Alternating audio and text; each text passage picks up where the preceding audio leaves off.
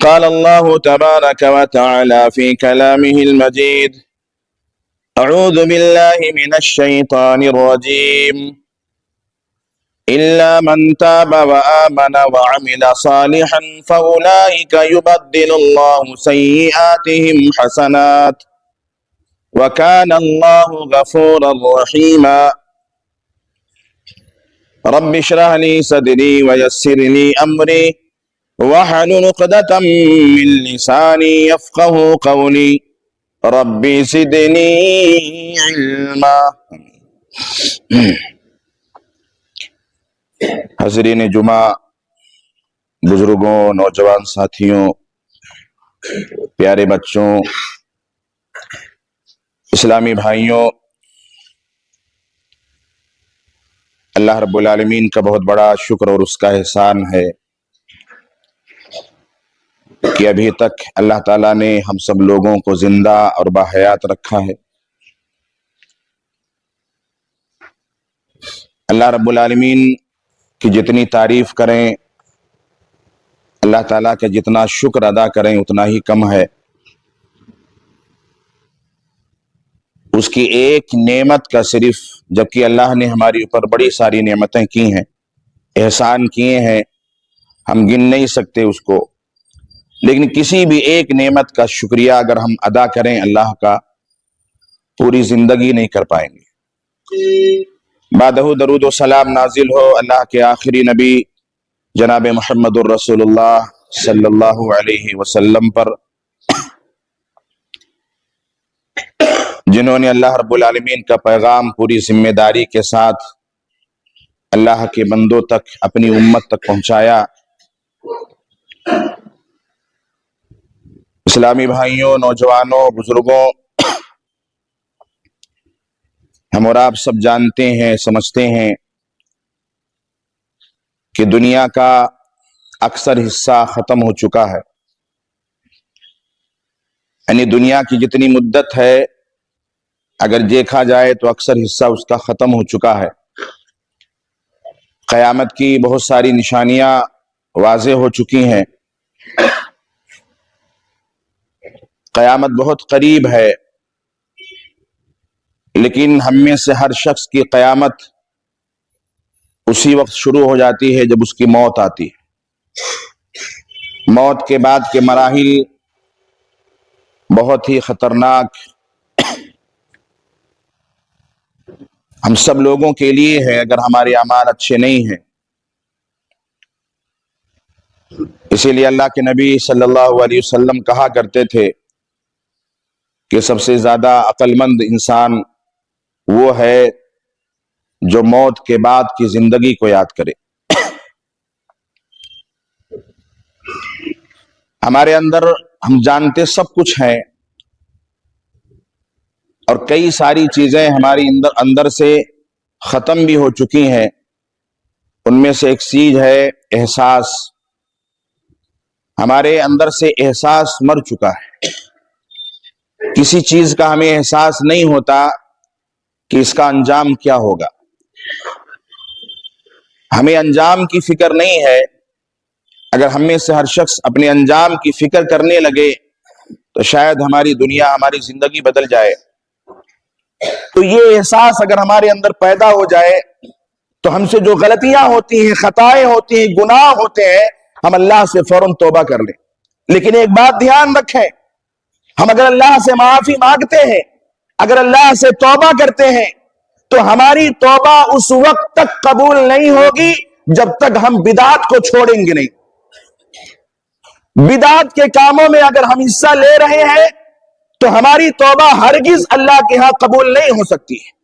اللہ کے نبی جناب محمد الرسول اللہ صلی اللہ علیہ وسلم فرماتے ہیں کہ اگر آپ کو توبہ کرنا ہے، وضو کرو، 2 رکعت نماز پڑھو، اور اگر بندہ وضو کر کے 2 رکعت نماز پڑھ کے اللہ سے کہتا ہے کہ رب اغفر لی، رب اغفر لی، رب اغفر لی، اے اللہ تعالیٰ مجھے معاف فرما دے، اے اللہ تعالیٰ مجھے معاف فرما دے، اے اللہ تعالیٰ مجھے معاف فرما دے، تو اللہ رب العالمین آواز دیتا ہے کہ اے بندہ، تو نے سچے دل سے اخلاص نیت کے ساتھ صرف مجھے راضی کرنے کے لیے توبہ کیا ہے، تو سن لے، میں نے آج سے پہلے تو نے جتنے گناہ کیے تھے میں نے سارے گناہوں کو معاف فرما دیا۔ اللہ اکبر۔ یہ ہے سچی توبہ کا بدلہ جو اللہ دیتا ہے۔ ایک تو اللہ سے توبہ کی توفیق مانگیں اور اللہ سے توبہ کریں۔ خود اللہ کے نبی صلی اللہ علیہ وسلم، آپ اگر کسی چیز پر قسم کھا لیتے ہیں کہ میں یہ نہیں کروں گا، اللہ کے نبی صلی اللہ علیہ وسلم نے بھی قسم کھایا تھا۔ غزوہ تبوک کا موقع تھا، صدقے کے اونٹ آئے ہوئے تھے، لوگوں کو آپ تقسیم کر رہے تھے۔ ابو موسیٰ اشعری رضی اللہ تعالیٰ عنہ اپنے ایک چند ساتھیوں کو لے کر کے گئے کہ چلے ہم بھی ان کو بھی دلا دیں اونٹ۔ گئے، اللہ کے نبی تھوڑا غصے میں تھے۔ ابو موسیٰ اشعری کہتے ہیں کہ اللہ کے نبی تھوڑے غصے میں تھے۔ جب انہوں نے کہا کہ اللہ کے نبی کچھ اونٹ انہیں بھی دے دیجئے، تو کہا اللہ کی قسم میں تمہیں نہیں دوں گا۔ صحابی کہتے ہیں ہم لوگ واپس آ گئے، لیکن واپس آنے کے بعد فوراً مجھے یہ احساس ہوا، جب واپس آئے تو اللہ کے نبی صلی اللہ علیہ وسلم کے پاس کچھ اور اونٹ آئے تھے۔ پھر اللہ کے نبی نے ان کو بلایا واپس اور بلا کر کے سب کو اونٹ دے دیا جن کے لیے آپ نے قسم کھایا تھا۔ صحابی واپس آ گئے، لوگ واپس آ گئے۔ ابو موسیٰ اشعری کہتے ہیں کہ مجھے اس بات کا احساس ہوا کہ اللہ کے نبی نے تو قسم کھایا تھی کہ میں اونٹ نہیں دوں گا، اور آپ نے دے دیا، کہیں آپ بھول تو نہیں گئے؟ کہیں ہم آپ سے لے کر کے آپ کو دھوکہ تو نہیں دے رہے؟ کہیں ہم غلطی کا شکار تو نہیں ہو رہے؟ کہیں اللہ رب العالمین کے ہماری پکڑ نہ ہو جائے؟ بھاگے بھاگے گئے، کہا اللہ کے نبی آپ نے قسم کھایا تھا نہیں دینے کا، پھر بھی آپ نے دے دیا۔ اللہ کے نبی نے کہا یہ میں نے نہیں دیا ہے، یہ اللہ نے دیا ہے، کیونکہ اللہ کہتا ہے کہ اگر تم کسی چیز کے نہ کرنے کا حکم قسم کھا لو اور تمہیں اس سے بہتر مل جائے تو اپنی قسم کو توڑ دیا کرو، کفارہ ادا کر لو اور وہ کام کر لیا کرو، میں نے وہی کیا ہے۔ بہرحال ابو موسیٰ اشعری کو احساس ہوا غلطی کا، اور فوراً جا کر کے اللہ کے نبی کو بات بتایا۔ دونوں واقعے سے بتانا مقصد یہ ہے کہ غلطیاں ہونا ضروری ہے، ہم سے لازم ہے، ہم انسان ہیں، لیکن غلطی ہونے کے بعد اپنے اندر احساس پیدا کریں۔ یہ احساس ہمارے اندر سے ختم ہو چکا ہے، گناہ پہ گناہ کرتے جاتے ہیں، غلطیوں پہ غلطیاں کرتے جاتے ہیں، اور وہ بھی چھوٹے گناہ نہیں، بڑے بڑے گناہ کرتے ہیں، اس کے باوجود بھی ہمیں احساس تک نہیں ہوتا کہ ہم گناہ کر رہے ہیں یا نہیں کر رہے ہیں۔ قرآن مجید میں اللہ رب العالمین نے سورہ فرقان کی آیت نمبر 70 جو میں نے پڑھی ہے، یہی بات کہا کہ کتنا بڑا غفور الرحیم ہے۔ آپ یہ مت سمجھے کہ میں بہت بڑا گنہگار ہوں تو کس منہ سے اللہ سے معافی مانگوں، یہ پتہ نہیں اللہ معاف کرے گا یا نہیں کرے گا۔ اللہ کہتا الا من تاب وآمن وعمل صالحا فاولئک یبدل اللہ سیئاتہم حسنات۔ بہت بڑی بات اللہ نے کہہ دی کہ جو شخص اللہ سے توبہ کر لے اور ایمان لے آئے، فاولئک یبدل اللہ سیئاتہم حسنات، اس کے گناہوں کو بھی اللہ تعالیٰ نیکیوں میں بدل دیتا ہے۔ اللہ اکبر۔ اتنا بڑا غفور الرحیم اللہ تعالیٰ ہے۔ وَكَانَ اللَّهُ غَفُورًا رَحِيمًا، اور اللہ تعالیٰ بہت معاف کرنے والا اور رحم کرنے والا ہے۔ کتنا بڑا غفور الرحیم ہے اللہ رب العالمین، لیکن ہم میرے بھائیوں اس چیز کے بارے میں نہیں سوچتے دنیا میں ہمیں ہمیشہ رہنا ہے، ہماری موت نہیں آئے گی، اور موت آئے گی تو کیا ہوا، مرنے کے بعد دیکھا جائے گا۔ مرنے کے بعد کسی نے دیکھا نہیں ہے، مرنے کے بعد کسی نے نہیں دیکھا ہے، نہ مرنے والے کے عذاب کو کسی نے دیکھا ہے کہ قبر میں اس کے ساتھ کیا ہو رہا ہے۔ احساس اتنا تک مر چکا ہے آج ہم لوگوں کا کہ کوئی بڑے سے بڑا حادثہ ہمارے گھروں میں پیش آ جائے تب بھی ہمارے اوپر جو ہے روح تک نہیں رینگتی ہے، کچھ نہیں پتا چلتا ہے، اتنا مر چکا ہمارا احساس۔ اور جب تک احساس نہیں پیدا ہوگا ہم اللہ سے معافی نہیں مانگ سکتے ہیں۔ صحیح مسلم کی روایت ہے، قبیلے جوہینہ کی ایک عورت جس نے زنا کر لیا تھا، آئی اللہ کے نبی صلی اللہ علیہ وسلم کے پاس۔ زنا کوئی چھوٹا موٹا گناہ نہیں ہے، بہت بڑا گناہ ہے۔ اللہ کے نبی صلی اللہ علیہ وسلم نے فرمایا کہ میں نے معراج میں دیکھا کچھ لوگوں کو، سن لو، کچھ ننگے مرد اور ننگی عورتیں، آگ کا شعلہ اوپر اٹھ رہا ہے، ننگے مرد اور ننگی عورتیں ان آگ کے شعلوں کے ساتھ اوپر اٹھ رہے ہیں۔ جب شعلہ نیچے جاتا ہے تو وہ عورتیں اور مرد نیچے آتے ہیں۔ میں نے پوچھا من ہؤلاء یا جبرائیل، اے جبرائیل یہ کون ہے جو ننگے ہیں، مرد بھی ہیں عورتیں بھی ہیں، اور اتنا سخت عذاب دیا جا رہا ہے کہ آگ کے شعلوں کے ساتھ اٹھتے ہیں اور آگ کے شعلوں کے ساتھ دیتے ہیں۔ اللہ کے نبی صلی اللہ علیہ وسلم سے حضرت جبرائیل نے فرمایا یہ وہ لوگ ہیں جو دنیا میں زنا کاری کیا کرتے تھے۔ اللہ اکبر، اتنا بڑا گناہ ہے زنا۔ لیکن ایسا نہیں کہ زنا کے بعد توبہ نہیں ہے۔ قبیلے جوہینہ کی ایک عورت آئی، دیکھیے توبہ کتنی بڑی چیز ہے، توبہ سے اللہ کتنا خوش ہوتا ہے، اور انسان سچے دل سے توبہ کر لے اللہ رب العالمین سے تو اس کی کیفیت دیکھو۔ آئی اللہ کے نبی کے پاس کیونکہ اسے بھی احساس ہو گیا، اسی لیے میں نے کہا احساس بہت ضروری ہے۔ کہا اللہ کے نبی مجھ سے زنا کا صدور ہو گیا ہے، مجھ پر حد لاگو کیجیے، حد قائم کیجیے۔ حاملہ ہو چکی تھی وہ۔ اللہ کے نبی نے اس کے وارث کو بلوایا، ورثہ کو بلوایا، کہا لے جاؤ اس کے ساتھ بھلائی کا سلوک کرو۔ جب بچے کی ولادت ہو گئی اس عورت کو واپس لایا گیا۔ اللہ کے نبی صلی اللہ علیہ وسلم نے حکم دیا اس عورت کو سزا دی جائے، رجم کیا جائے، اس کو رجم کر دیا گیا، ختم کر دیا گیا۔ اللہ کے نبی صلی اللہ علیہ وسلم نے اس عورت کی نماز جنازہ بھی پڑھائی۔ صحابہ نے پوچھا کہ اے اللہ کے نبی آپ نے ایسی عورت کی نماز جنازہ پڑھائی جو زنا جیسا جرم جس نے کیا تھا؟ اللہ کے نبی نے کہا تم کو پتہ نہیں ہے، زنا تو اس نے کیا تھا، بہت بڑا گناہ کیا تھا، لیکن اس زنا کے بعد جو توبہ اس نے کیا ہے، اگر اس کے توبہ کو مدینہ کے اندر تقسیم کیا جائے تو 70 اور گناہگاروں کو اللہ معاف فرما دے گا۔ اللہ اکبر۔ یعنی اس نے جو توبہ کی ہے خالص توبہ، اس توبہ کو اگر 70 اور گنہگاروں میں تقسیم کر دیا جائے تو اللہ ان کے بھی گناہوں کو معاف فرما دے گا۔ توبہ وہ چیز ہے میرے بھائیوں، ہم ہر جگہ جانے سے پہلے، ہر کام کرنے سے پہلے، وہ وقت آنے سے پہلے تیاریاں کرتے ہیں، چاہے شادی بیاہ ہو، سفر پہ جانا ہو، ایگزام دینا، کوئی بھی کام ہو، ہم مہینے، 1.5 مہینے، 15 دن، 1 مہینے پہلے ہم تیاری کرتے ہیں۔ رمضان آ رہا ہے، تیاری شروع کر دو، اور سب سے پہلا کام یہی ہے اپنے گناہوں کو یاد کر کے اللہ سے معافی مانگو۔ لیکن جان لو معافی مانگنے کے لیے اور توبہ کو قبول ہونے کے لیے ہمیں بدعتوں کو چھوڑنا پڑے گا، کیونکہ بدعتیوں کی توبہ اللہ کے ہاں قابل قبول نہیں ہو سکتی۔ شرمندہ ہو اس گناہوں پر، چھوڑو اس گناہ کو، آئندہ نہ کرنے کا عزم مصمم کرو، اور اگر کسی بندے کے ساتھ کیا ہے تو اس سے جا کر کے معافی مانگو۔ میں نے بتایا تھا میرے بھائیوں، ہم آپس میں ایک دوسرے کے ساتھ بہت غلط معاملہ کرتے ہیں۔ معافی مانگ لو اس سے پہلے کہ موت آ جائے، اس سے پہلے کہ موت آ جائے معافی تافی کر لو۔ ایسی خبریں سننے کو ملتی ہیں کہ یقین نہیں ہوتا ہے فلاں آدمی مر گیا، ہم کہتے ہیں نا صاحب فلاں آدمی چلا گیا، توبہ بھی نصیب نہیں ہوئی، تو کیوں جانے سے پہلے ہم توبہ نہ کر لیں؟ اس لیے جب رات کو سو تو توبہ کر کے سویا کرو، اللہ سے معافی مانگ کر کے سویا کرو۔ اللہ کے نبی جناب محمد الرسول اللہ صلی اللہ علیہ وسلم فرماتے ہیں ان اللہ یقبل توبۃ العبد ما لم یغرغر، اللہ تعالیٰ بندے کی توبہ کو اس وقت تک قبول کرتا ہے جب تک کہ اس کی جان حلق تک نہ پہنچ جائے۔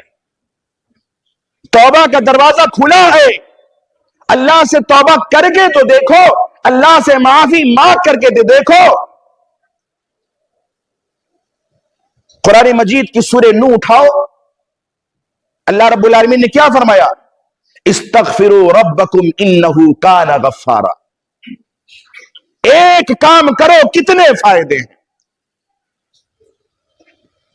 استغفروا ربکم انہ کان غفارا، اپنے رب سے معافی مانگو، استغفار کرو، توبہ کرو، اللہ رب العالمین بہت معاف کرنے والا ہے۔ یرسل السماء علیکم مدرارا، اگر تم معافی مانگو گے، استغفار کرو گے، اللہ سے توبہ کرو گے تو پہلا فائدہ یہ ملے گا کہ اللہ تعالیٰ آسمان سے رحمت کی بارش برسائے گا۔ ہم بارش کے لیے ترستے ہیں نا، خاص طور سے گرمی کے موسم میں، اللہ سے توبہ کرو، یرسل السماء علیکم مدرارا ویمددکم باموال وبنین، اور جس کے لیے ہم دن بھر دوڑتے دھوپتے ہیں، دن بھر بھاگتے ہیں، پریشان رہتے ہیں، نیند نہیں آتی ہے، بچوں کو کہاں سے کھلائیں گے, کہاں سے روزی لائیں گے, رزق لائیں گے, پیٹ کیسے پالیں گے, فلاں کا قرض کیسے چکتا کریں گے. اللہ کا اعلان ہے استغفروا ربکم انہ کان غفارا یرسل السماء علیکم مدرارا ویمددکم باموال وبنین. اللہ تمہارے مال میں برکت عطا فرمائے گا. کس چیز سے؟